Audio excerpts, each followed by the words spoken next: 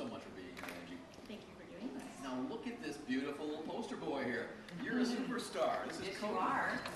Talk about Cody and what Cody's got going on. Cody has a lymphangioma in his upper lip and left cheek, and he has a second separate lymphangioma in his left eye socket. Now, in your entire life, did you think you'd ever even pronounce that word, let alone know what it is? No, and I know how to pronounce way too many different medical specialties now too. That sucks about having sick kids, doesn't it? It sucks. Yeah. All the knowledge that the education that you're forced to teach yourself, or be taught from the doctors.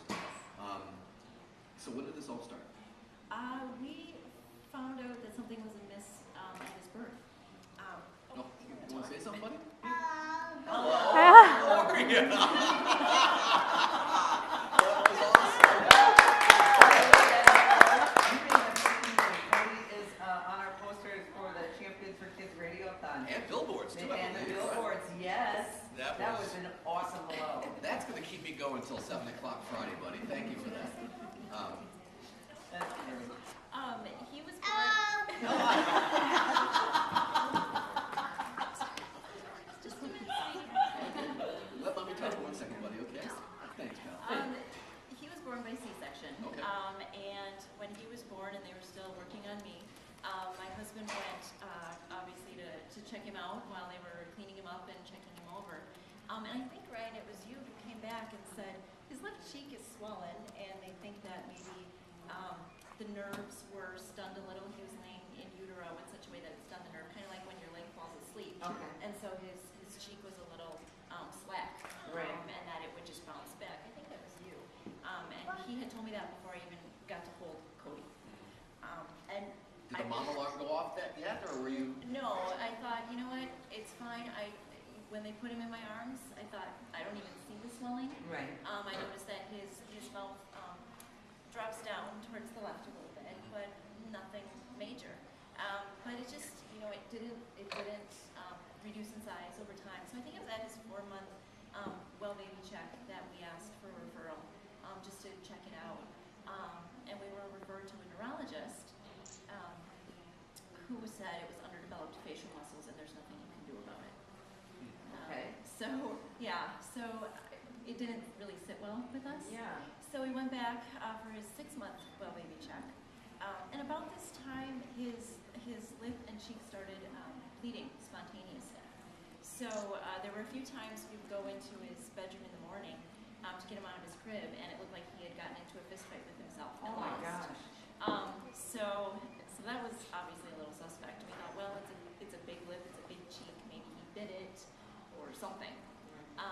And so we asked for a second referral at his 6-month checkup. And the doctor, I felt, kind of dismissed us and said, look, you may just have to get used to this is how it is. And, there might not be anything you can do about it. So, but thankfully he referred us to Dr. Heatley here at the hospital. He was an EMT. Just a minute, sweetie. And for the first time we felt like we were being taken seriously. Like somebody wanted to help us. So the second you were here, Yes. you found what so many patients, parents of patients have told us, that you finally had a sense of, okay, thankfully someone's taking me seriously, Yes. And we're taking the right steps to fix our child. Yes, and she had a diagnosis right away just by looking at him. She knew what was wrong. And she ordered an MRI to confirm that. We gave Cody his own microphone. By the way, of course, he's I happy didn't interrupt your now. fabulous story, but this is the brilliance of Tammy. She's like, come on, Cody wants the microphone so bad, so you got him a totally working microphone. That's right. Okay, perfect. Okay, I'm You're sorry. mom, right? Yes, I am. So, I mean, right away, even though that you don't even know about a treatment at that point, but you know that, okay, finally somebody is saying, oh, I know what it is, and here's what we're going to do to fix it. And somebody's taking us seriously and Right. not just dismissing us. Oh, when you know that's- something is wrong. Isn't that the worst feeling in the world when you know, and it's just, yeah. And you have to stand your ground. Right. And I think a lot of parents just don't. You just have to follow your gut. So what has Cody gone through, and what is next for him? Well, he had the MRI, so he had to be sedated for that. Right before the MRI, we didn't know about the lymphangioma in his eye socket at this time. Right before the MRI, he got a cold, and his left eye bulged out of the socket. I mean, took pictures, emailed them to Dr. Heatley, and had the MRI, and she referred us to a wonderful ophthalmologist who referred us to an oculoplastic surgeon. That's a word I never thought I would pronounce. So she got us in touch with fabulous people to deal with his eye. And once that calmed down, it had bled. And so bleeding forced the eye out of the socket. So once the body reabsorbed that blood, we could again deal with the lip and the cheek. So probably a week after his first birthday, he had his first surgery on his lip and his cheek to debulk it. What a lymphangioma is part of the lymphatic system didn't connect very well or didn't connect at all to the rest of the lymphatic system. So over time, the lymph tissue and fluid just keep building in those dead-end vessels. It just keeps building and building. And so you have to go in every once in a while to remove all that tissue and fluid that had built up. So he had his first surgery when he was a year old. And it went really, really well. And since then, his upper lip just kept growing and growing.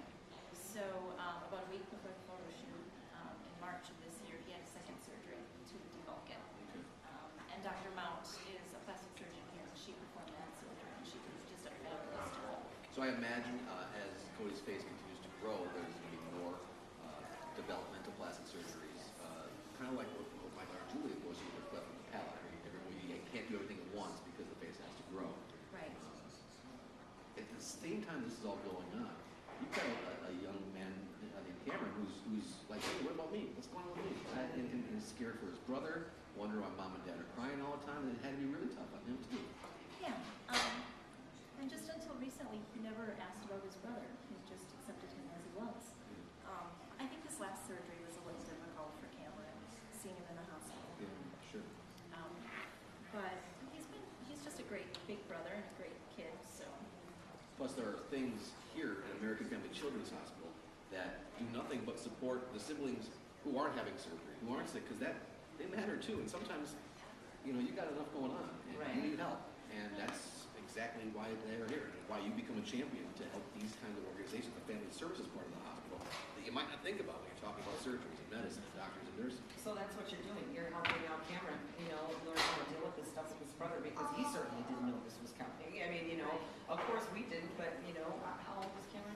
He's 4. 4. So at 4 years old, yeah, like he's gonna have a clue. And that's what they're trained to do here, and that's what your $15 a month does. It's amazing what it does for a family. And Cody is determined to be the center of attention. He's darling. So become that champion. 1-877-666-6666.